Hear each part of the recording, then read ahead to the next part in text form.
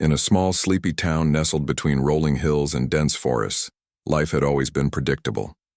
The streets were lined with quaint little shops.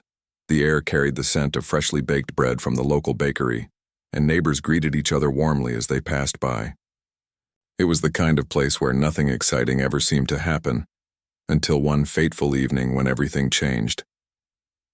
The story begins with Judge Evelyn Harper, a woman in her late 40s known for her sharp mind and unwavering dedication to justice. She had spent most of her adult life serving on the bench, earning respect from colleagues and citizens alike. Her reputation wasn't built on flashy speeches or dramatic courtroom antics. Instead, it came from her quiet determination to ensure fairness no matter how unpopular her decisions might be. To many, she was more than just a judge. She was a symbol of hope in a world that often felt chaotic and unjust. On this particular Tuesday night, the rain poured relentlessly outside, creating a soothing rhythm against the windows of Judge Harper's modest home. Inside, she sat at her desk in the study, surrounded by stacks of case files and legal books. A steaming cup of tea rested beside her laptop, its warmth providing comfort during what promised to be another long evening of work. As she reviewed documents related to an upcoming trial, her phone buzzed softly on the table. At first, she ignored it, assuming it was yet another email from her assistant reminding her about tomorrow's schedule. But something about the notification caught her eye. It wasn't an ordinary message. Curious, Judge Harper picked up her phone and unlocked the screen. What she saw made her heart skip a beat. The message was encrypted, sent anonymously through a secure app she rarely used. It read, "Beware. The badge is not what it seems." The words sent a chill down her spine. Who could have sent this? And what did it mean? For a moment, she considered deleting the message, dismissing it as some prank or mistake. But, deep down, she couldn't shake the feeling that there was truth behind those cryptic words. Over the next few days, Judge Harper found herself replaying the message in her mind. She tried to focus on her work, but her thoughts kept drifting back to the warning. Was someone trying to tell her something important? Or was it simply a cruel joke meant to unsettle her? Determined to find answers, she began digging into recent cases she had presided over, searching for anything unusual or suspicious. Most of them were routine, a burglary here, a custody dispute there. But one case stood out.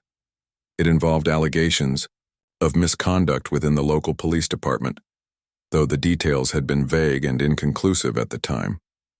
Could this be connected to the anonymous tip? As Judge Harper delved deeper into the file, she noticed inconsistencies that hadn't registered before. Witnesses who had initially come forward suddenly withdrew their statements without explanation. Evidence logs showed discrepancies that raised red flags. Even some of the officers involved seemed evasive during testimony. None of these things were enough to prove wrongdoing, but together, they painted a troubling picture. Still, she hesitated to jump to conclusions. After all, the police department had always been a pillar of trust in the community. Why would anyone jeopardize that? Little did she know, her investigation into the matter wouldn't remain secret for long. Word somehow reached the wrong ears, and soon, Judge Harper became the target of unwanted attention. Late one afternoon, as she prepared dinner in her kitchen, she heard a knock at her front door. Assuming it was a neighbor or delivery person, she wiped her hands on a towel and opened the door without thinking twice.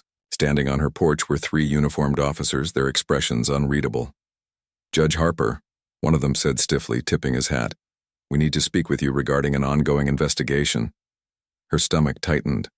Something about their tone set off alarm bells in her head. Nevertheless, she nodded politely and invited them inside, hoping to maintain a sense of professionalism. Once seated in her living room, the officers wasted no time getting to the point. They grilled her about the cases she had been handling, particularly the ones involving the police department. Their questions grew increasingly aggressive, bordering on accusatory. When she refused to divulge confidential information, citing ethical obligations, the atmosphere shifted dramatically. "What gives you the right to question our integrity?" one officer snapped, slamming his fist on the coffee table. The sound startled her, but she forced herself to stay calm. "I'm not questioning anyone's integrity," she replied evenly. I'm merely doing my job. But her composure only seemed to enrage them further. Before she knew it, the situation spiraled out of control. One officer lunged toward her, grabbing her arm roughly. Another shoved her onto the couch, while the third blocked the doorway to prevent her from leaving. Panic surged through her veins as she realized she was trapped. Despite her attempts to reason with them, they continued their assault, shouting threats and accusations until finally they stormed out, leaving her bruised and shaken. For several minutes, Judge Harper sat in stunned silence, clutching her injured arm. Tears streamed down her face as the reality of what had just happened sank in. How could this have happened? These were supposed to be the people sworn to protect and serve, not harm innocent civilians. Overwhelmed by fear and confusion, she debated whether to report the incident. Would anyone believe her? Or would the officers twist the story to make her look like the aggressor? Eventually, she mustered the courage to call her close friend and fellow lawyer, Sarah Mitchell. When Sarah arrived at the house, she gasped at the sight of Evelyn's injuries. Without hesitation, she convinced Evelyn to go to the hospital and file a formal complaint. News of the attack spread quickly throughout the town, igniting outrage among residents who had always trusted their police force implicitly. Social media exploded with posts condemning the officers' actions, while local news stations scrambled to cover the developing scandal. Despite the chaos surrounding her, Judge Harper struggled to process everything. On one hand, she felt vindicated, knowing that others shared her anger and disbelief. On the other hand, she couldn't shake the fear that this was only the beginning. Retaliation seemed inevitable, and she wondered if she had made a grave mistake by speaking out. Yet even as doubt crept into her mind, she reminded herself why she had chosen this path in the first place: to uphold justice, no matter the cost. And so, the stage was set for a battle that would test not only Judge Harper's resolve but also the very fabric of the community she loved. Little did she know, the worst was yet to come, and the choices she made next would shape the future of everyone involved. The morning after the attack, Judge Evelyn Harper woke up to a town buzzing with shock and disbelief. News of the incident had spread like wildfire, fueled by social media posts, local news reports, and whispered conversations at coffee shops and grocery stores. The usually peaceful suburb now felt tense, as if an invisible storm cloud hung over its streets. For Evelyn, the day began with a mixture of fear and determination. Her body ached from the previous night's ordeal, but her mind was sharp, focused on what needed to be done next. At the hospital, nurses tended to her bruises while asking cautious questions about what had happened. Evelyn kept her answers vague, not wanting to reveal too much until she fully understood the situation herself. Still, word traveled fast, and soon reporters gathered outside the hospital doors, eager for a statement. Flashing cameras and shouted questions greeted her when she finally stepped out, flanked by her friend Sarah Mitchell, who acted as both protector and advisor. "Judge Harper, can you confirm that police officers attacked you?" one reporter called out. "What will you do now? Are you pressing charges?" another chimed in. Evelyn paused for a moment, steeling herself against the barrage of voices. She knew this was her chance to speak directly to the public, to demand accountability and justice. Taking a deep breath, she addressed the crowd. "Yes, I was assaulted last night by members of our own police department. This is unacceptable, and I will not stand idly by while such behavior goes unpunished. I urge everyone to remain calm but vigilant. Justice must prevail." Her words resonated deeply with the townspeople, many of whom had grown increasingly uneasy about recent events in their once tranquil community. Over the past year, there had been murmurs of misconduct within the police force, rumors of excessive force during arrests, favoritism towards certain individuals, and even whispers of corruption involving drug trafficking. But no one had dared to confront these issues head-on, until now. As Evelyn returned home, she found herself grappling with conflicting emotions. On one hand, she felt empowered by the support pouring in from friends, colleagues, and strangers alike. People were rallying around her, organizing protests and calling for investigations into the police department's practices. On the other hand, she couldn't ignore the gnawing fear in the pit of her stomach. What if the officers retaliated? What if they tried to silence her permanently? Every creak of the floorboards or unfamiliar sound outside her window sent her heart racing. Sarah stayed by her side throughout the day, helping her draft official statements and coordinating with legal experts to build a case against the officers involved. Together, they pored over documents, piecing together evidence that could expose the truth. It wasn't easy. Much of the information was fragmented, buried beneath layers of bureaucracy designed to protect those in power. But Evelyn refused to give up. She reminded herself daily of why she wore the robe, to ensure fairness, even when it meant standing alone against formidable opponents. Meanwhile, Mayor Robert Callahan watched the unfolding drama with growing concern. A tall, broad-shouldered man in his early 50s, Callahan had served as mayor for nearly a decade. Known for his pragmatism and level-headedness, he prided himself on maintaining order in the town. Yet this crisis threatened to unravel everything he had worked so hard to achieve. Residents looked to him for answers, demanding action against the officers accused of attacking Judge Harper.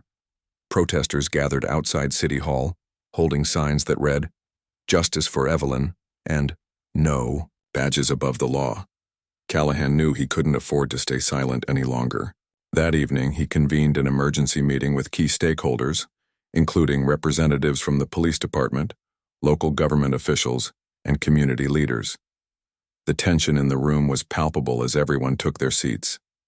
Some argued that Judge Harper's accusations were baseless, insisting that the officers had merely been following protocol. Others countered that the attack was symptomatic of deeper systemic issues plaguing the department. When it was his turn to speak, Callahan stood up, his voice steady yet firm. "We cannot sweep this under the rug," he declared. "An assault on a federal judge is not just a personal attack. It's an attack on the principles we hold dear. If we fail to address this, we risk losing the trust of our citizens. And without trust, this town has nothing." His words struck a chord, silencing the room. Even those who had initially defended the officers seemed shaken. Still, Callahan knew that rhetoric alone wouldn't solve the problem. He needed concrete actions to demonstrate his commitment to justice. With that in mind, he announced plans to launch an independent investigation into the allegations of police misconduct. He also vowed to implement reforms aimed at increasing transparency and accountability within the department. Back at her home, Evelyn listened intently to the mayor's televised address, feeling a flicker of hope amidst her anxiety. Perhaps, she thought, this nightmare might lead to meaningful change. But she couldn't let her guard down just yet. Late that night, as she reviewed case files in her study, her phone buzzed again. Another anonymous message appeared on her screen. "They're watching you." Her blood ran cold. Was this a warning or a threat? She stared at the words, her mind racing with possibilities. Who exactly was behind these messages? Were they allies trying to help her uncover the truth, or enemies seeking to intimidate her further? One thing was clear: whoever they were, they knew more than they were letting on. The next morning, Evelyn decided to take matters into her own hands. Armed with the evidence she and Sarah had compiled, she reached out to a trusted journalist named Mark Reynolds. Mark was known for his investigative reporting and had a reputation for exposing corruption in high places. Though hesitant at first, he agreed to meet with her discreetly at a quiet cafe on the outskirts of town. Over cups of black coffee, Evelyn shared everything: the anonymous tip, the attack, the inconsistencies in the police files. Mark listened, intently, jotting down notes and occasionally nodding. When she finished, he leaned back in his chair, his expression serious. "This is big," he said. "If what you're saying is true, it could blow the lid off decades of unchecked power in this town." "I'm not making this up," Evelyn replied sharply. "I've seen the damage firsthand. Innocent people are suffering because of this corruption. We need to shine a light on it before it destroys us all." Mark promised to dig deeper, using his contacts and resources to uncover additional evidence. In return, he asked Evelyn to stay safe and avoid putting herself in harm's way. "You've already done enough," he told her. "Let me handle the rest." As the days passed, tensions in the town continued to escalate. Protesters marched through the streets, chanting slogans and demanding justice. Meanwhile, supporters of the police department organized counter-protests, arguing that the officers were being unfairly targeted. The division grew wider with each passing hour, threatening to tear the community apart. Through it all, Evelyn remained steadfast, determined to see the fight through to the end. She attended rallies, gave interviews, and worked tirelessly to gather more evidence. Each step forward brought new challenges, but also renewed hope that the truth would eventually come to light. Little did she know, however, that the biggest confrontation was still ahead, and it would test her courage, like never before. The days following the attack on Judge Evelyn Harper were a whirlwind of activity, tension, and mounting pressure. The town, once defined by its quiet charm, now felt like a powder keg ready to explode. Protests continued to dominate the streets, with residents divided into two camps: those who supported Judge Harper and demanded accountability, and those who defended the police department, claiming it was being unfairly maligned. Amidst this chaos, Mayor Robert Callahan found himself at the center of the storm, tasked with finding a way to restore order without alienating either side. Callahan knew that time was running out. The longer the issue remained unresolved, the more polarized the community became. He decided to take drastic action, calling for an emergency summit at City Hall. The meeting would include key figures from all sides: Judge Harper, representatives from the police department, legal experts, and community leaders. His goal was simple yet daunting: to confront the truth head-on and hold those responsible accountable, no matter where the chips fell. On the morning of the summit, the atmosphere in City Hall was electric. Reporters crowded outside, eager to capture every detail of what promised to be a pivotal moment in the town's history. Inside, tensions simmered as attendees took their seats around a long oak table. Judge Harper arrived last, her presence commanding attention despite the visible bruises still lingering on her face. She walked with quiet dignity, flanked by Sarah Mitchell, who carried a folder stuffed with documents and evidence. As everyone settled in, Mayor Callahan opened the meeting with a stern reminder of its purpose. "This is not about assigning blame or protecting reputations," he said, his voice firm. "It's about uncovering the truth and ensuring justice prevails. If we fail today, we risk losing everything this town stands for." With that, the floor was given to Judge Harper. She rose slowly, her eyes scanning the room before she began to speak.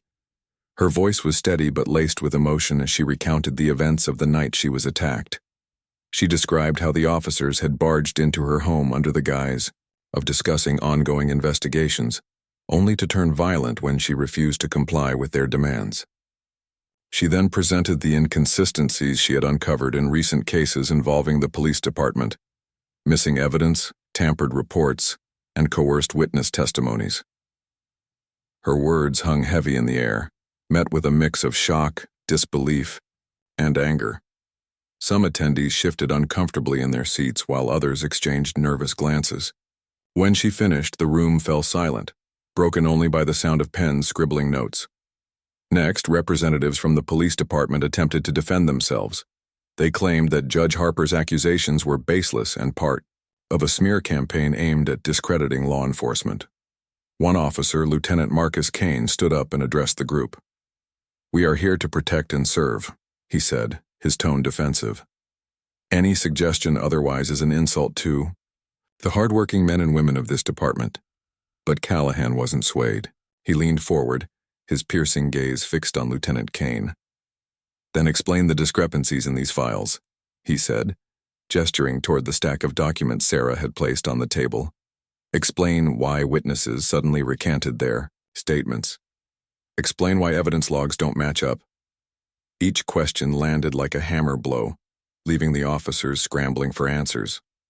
One by one, their excuses crumbled under scrutiny. When pressed further, Lieutenant Kane admitted that there may have been isolated incidents of misconduct, but insisted they were exceptions rather than the rule. This admission only fueled the fire. Community leaders erupted in outrage, demanding transparency and accountability. The room descended into heated arguments, with voices rising and tempers flaring. Finally, Mayor Callahan slammed his fist on the table, silencing the room. His face was flushed with anger, his patience worn thin. "Enough," he barked. "Justice will prevail, not abuse of power. You swore an oath to uphold the law, yet you've betrayed the very people you're supposed to protect. If you can't see that, then you have no place in this town." His words hit like a thunderclap, sending shockwaves through the room. The officers paled, their confidence shattered. For the first time, they seemed to grasp the gravity of their situation. No longer could they hide behind badges or hollow defenses. The truth was laid bare for all to see. As the meeting drew to a close, Callahan announced immediate steps to address the crisis. He ordered the suspension of all officers implicated in the investigation pending further review. He also vowed to bring in state authorities to conduct an independent inquiry, ensuring that no stone was left unturned. Finally, he pledged to implement sweeping reforms within the department, including body cameras, stricter oversight, and mandatory ethics training.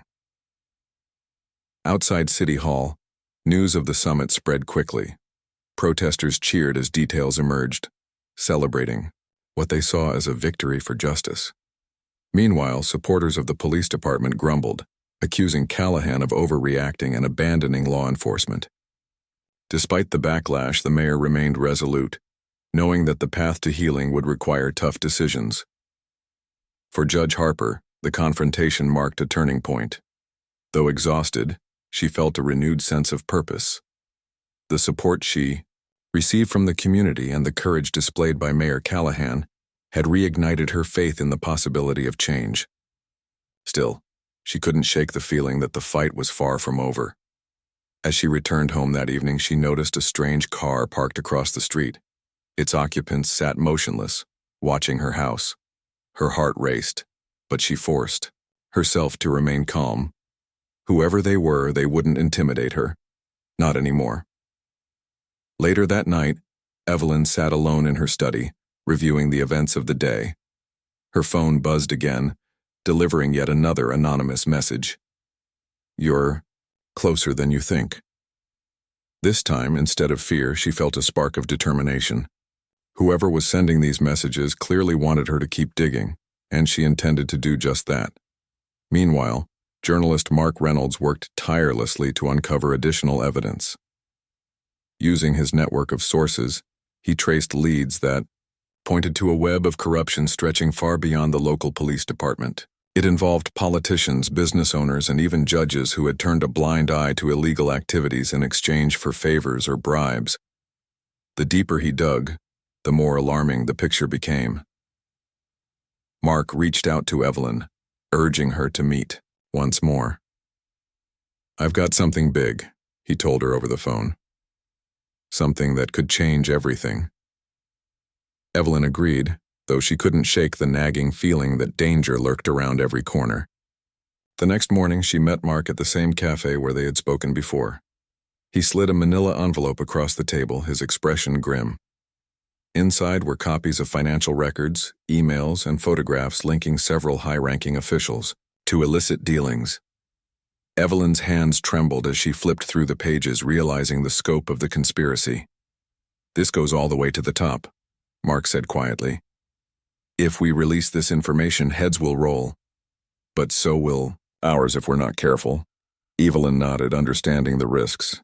Yet she also knew that staying silent was no longer an option. Together they devised a plan to leak the documents to trusted outlets while ensuring their own safety. It was a dangerous game, but one they were willing to play for the sake of justice. As the sun set over the town, casting long shadows across its streets, Evelyn Harper prepared for the final chapter of this harrowing ordeal. The road ahead would be fraught with challenges, but she was ready. With the support of allies like Mayor Callahan and Mark Reynolds, she believed that the truth would eventually come to light, and when it did, it would shine brighter than ever before. The days following the explosive summit at City Hall marked a turning point in the town's history. What had started as a shocking attack on Judge Evelyn Harper had now spiraled into a full-blown scandal, exposing layers of corruption that reached far beyond what anyone could have imagined. The once quiet suburb was now a battleground, with tensions running higher than ever before.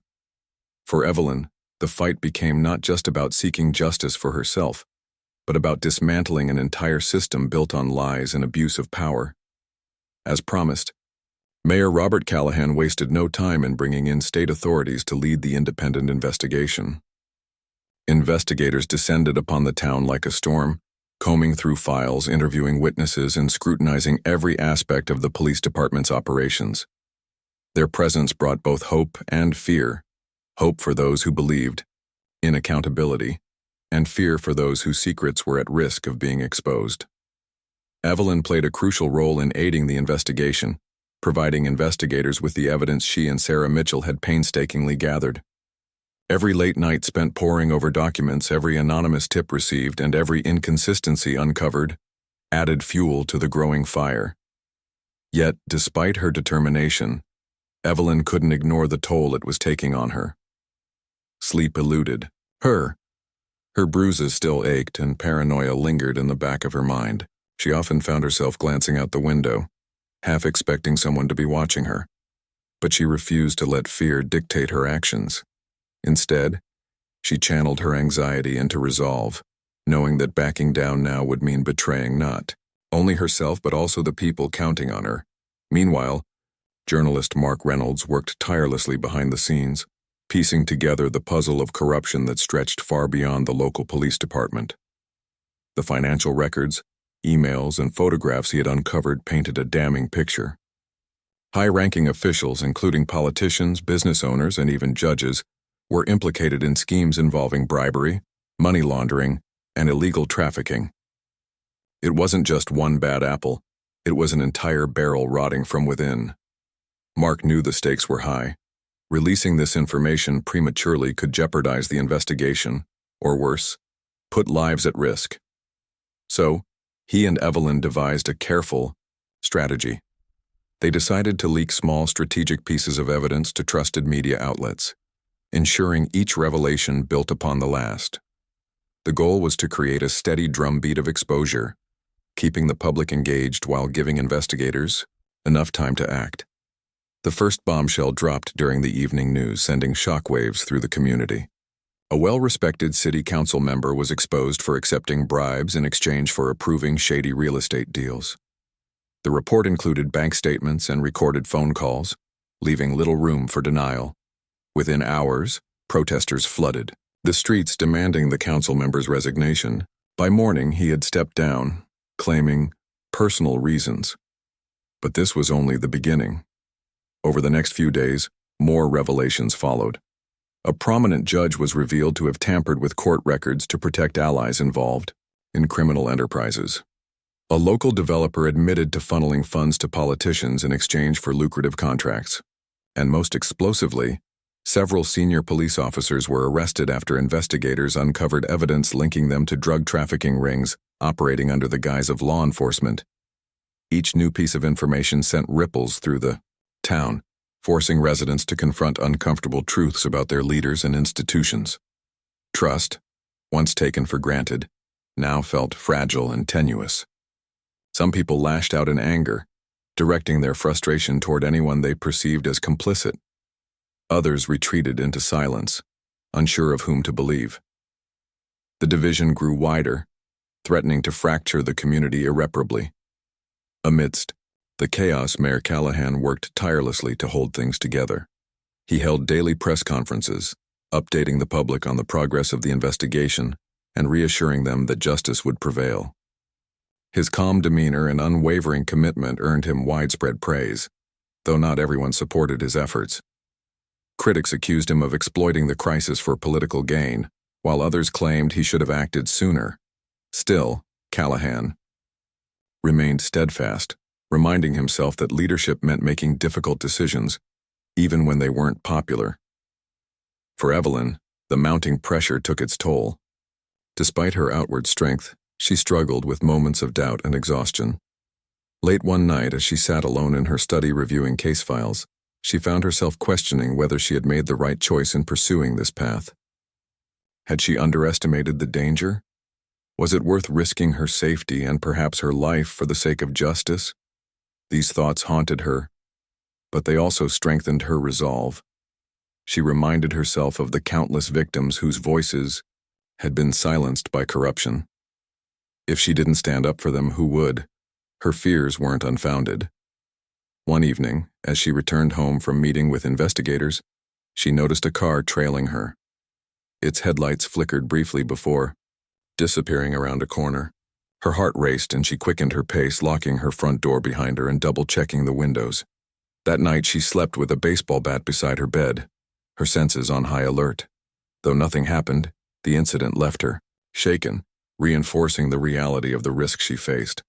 Despite these challenges, Evelyn continued to push forward. With Sarah by her side, she prepared for the next phase of the battle, testifying before a grand jury tasked with determining whether formal charges should be filed against the accused individuals. It was a daunting prospect, requiring her to recount the attack and its aftermath in excruciating detail. But Evelyn approached it with characteristic determination, rehearsing her testimony until she felt confident in her ability to convey the truth clearly and convincingly. On the day of the hearing, the courtroom buzzed with anticipation. Reporters packed the benches, cameras rolling as Evelyn took the stand. Under oath, she described the events of the night she was attacked, her voice steady despite the weight of the moment. She recounted the officers' aggression, the threats they hurled, and the injuries she sustained. Then she presented the evidence she had gathered, connecting the dots between the attack and the broader web of corruption. By the time she finished, there wasn't a dry eye in the room. The impact of her testimony was immediate. The grand jury deliberated for less than an hour before issuing indictments against multiple individuals, including several police officers, government officials, and business leaders. Arrest warrants were issued, and within days headlines blared with news of the sweeping crackdown. The town watched in stunned disbelief as familiar faces appeared in handcuffs on television screens. Yet, even as justice began to take shape, the scars of the scandal remained visible. Families torn apart by betrayal grappled with feelings of anger and disillusionment. Businesses shuttered as customers boycotted establishments linked to corruption. And trust, once the foundation of the community, felt irreparably damaged. Through it all, Evelyn emerged as a symbol of resilience and integrity. People hailed her as a hero, crediting her courage for sparking the chain of events that led to accountability. But Evelyn herself shied away from such labels. In interviews, she emphasized that the fight wasn't about her. It was about restoring faith in the principles of fairness and justice. "I'm just one person," she said humbly. "Real change comes when we all stand together." As the dust began to settle, Mayor Callahan announced plans to rebuild trust between the community and law enforcement. He introduced sweeping reforms aimed at increasing transparency, including mandatory body cameras for officers, civilian oversight boards, and stricter ethics training. He also called for town hall meetings where residents could voice their concerns and suggestions, fostering dialogue and collaboration. For Evelyn, the road ahead remained uncertain. While the worst of the storm had passed, she knew that healing would take time. She continued to serve on the bench, presiding over cases with renewed dedication. Yet she couldn't help but wonder if the lessons learned from this ordeal would endure, or if history might repeat itself someday. Little did she know, however, that the final chapter of this saga was yet to unfold. Hidden forces still lurked, in the shadows, determined to protect their interests at any cost. And as Evelyn prepared to close this chapter of her life, she sensed that the battle for justice was far from over. The final chapter of the scandal unfolded in a way no one could have predicted. What began as a personal attack on Judge Evelyn Harper had transformed into a sweeping reckoning for the entire town, exposing layers of corruption that had festered for years. As arrests mounted and indictments piled up, it seemed the tide was finally turning toward justice. Yet, beneath the surface, hidden forces still worked tirelessly to protect their interests, and they weren't about to let go without a fight. In the weeks following the grand jury's decision, the town remained a powder keg of emotions. On one side were those who celebrated the downfall of corrupt officials, hailing Judge Harper and Mayor Robert Callahan as heroes. On the other side were those who felt betrayed by the dismantling of institutions they once trusted. Protests continued to erupt sporadically, with some calling for further reforms while others demanded leniency for those implicated. The divide ran deep, threatening to tear the community apart even further. For Evelyn, life became a delicate balancing act. She received an outpouring of support from grateful citizens, many of whom credited her with sparking the chain of events that led to accountability. Flowers and handwritten notes arrived daily at her doorstep, expressing gratitude and admiration. Yet alongside the praise came threats, hateful messages left on her voicemail, graffiti sprayed across her garage door, and menacing cars parked outside her house late at night. Each incident served as a chilling reminder that not everyone welcomed the changes taking place. Despite the danger, Evelyn refused to back down. She leaned on Sarah Mitchell, whose unwavering friendship provided much-needed strength during this tumultuous time. Together, they devised strategies to ensure Evelyn's safety, including hiring private security and installing surveillance cameras around her property. Journalist Mark Reynolds also played a pivotal role, using his connections to monitor potential retaliation attempts. Their collective efforts created a protective shield around Evelyn, allowing her to focus on what mattered most, ensuring justice prevailed. Meanwhile, the investigation expanded beyond the town's borders, revealing ties to larger criminal networks operating statewide. State authorities uncovered evidence linking local officials to organized crime syndicates involved in drug trafficking, human smuggling, and money laundering.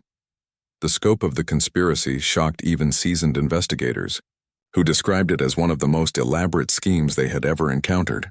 As more arrests were made, the domino effect rippled through neighboring communities, prompting calls for similar investigations elsewhere.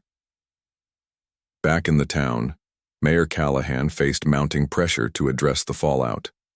While his swift actions earned him widespread acclaim, they also drew criticism from opponents who accused him of overreach. Some claimed he had exploited the crisis to consolidate power, while others argued that his reforms went too far and risked undermining law enforcement. Entirely, Callahan listened patiently to both sides, acknowledging valid concerns but standing firm in his belief that transparency and accountability were essential for rebuilding trust. To bridge the gap between residents and police, Callahan launched a series of initiatives aimed at fostering dialogue and cooperation. He organized open forums where citizens could voice their grievances directly to officers, creating opportunities for mutual understanding. He also introduced mentorship programs, pairing young people with ethical officers, hoping to inspire the next generation of law enforcement leaders. These efforts slowly began to mend fractured relationships, though progress was slow and uneven. As the months passed, the legal proceedings against the accused moved forward. Trials dominated headlines, drawing national attention to the small town that had become ground zero for a battle against systemic corruption.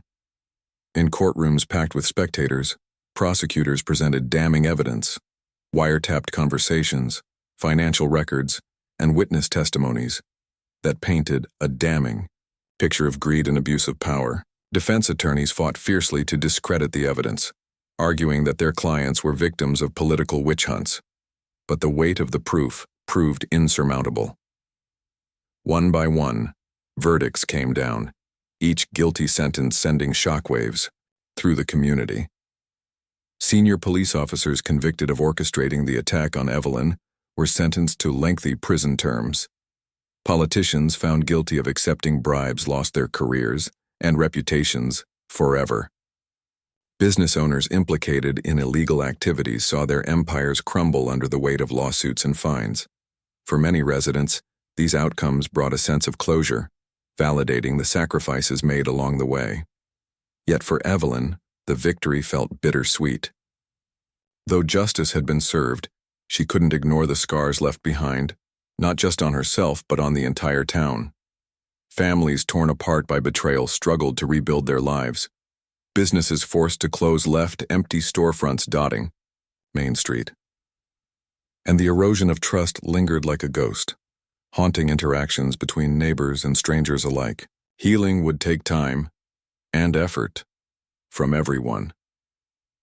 In the aftermath, Evelyn returned to her duties on the bench, presiding over cases with renewed purpose. Her experience had changed her, deepening her commitment to fairness and strengthening her resolve to challenge injustice wherever she found it. She also became an advocate for systemic reform, traveling to conferences and speaking engagements to share her story and inspire others to demand accountability in their own communities. Mayor Callahan, meanwhile, cemented his legacy as a leader willing to confront hard truths. His reforms transformed the police department, making it more transparent and accountable than ever before. Though critics remained, his approval ratings soared, earning him re-election by a landslide. Under his leadership, the town began to heal, inching closer to reclaiming the unity and trust it had once cherished. But perhaps the most profound change occurred within the community itself. The scandal forced residents to confront uncomfortable truths about their town and themselves. Conversations that had long been avoided were finally happening, fostering greater awareness and empathy. Neighbors reached out to one another, rebuilding connections shattered by suspicion and fear. Slowly but surely, the town began to emerge from the shadow of corruption, stronger and more resilient than before. As for Evelyn, she found solace in knowing that her courage had ignited meaningful change. Late one evening, as she sat on her porch watching the sunset, she reflected on everything she had endured and achieved. The road ahead wouldn't always be easy, but she believed in the power of perseverance and the enduring pursuit of justice. With a quiet smile, she whispered to herself, "It was worth it." And so the town moved forward, forever shaped by the events that had tested its very soul. The scars of the past would remain, serving as reminders of the cost of complacency and the value of standing up for what is right. Through it all, Judge Evelyn Harper stood tall, a beacon of hope and integrity in a world desperate for both.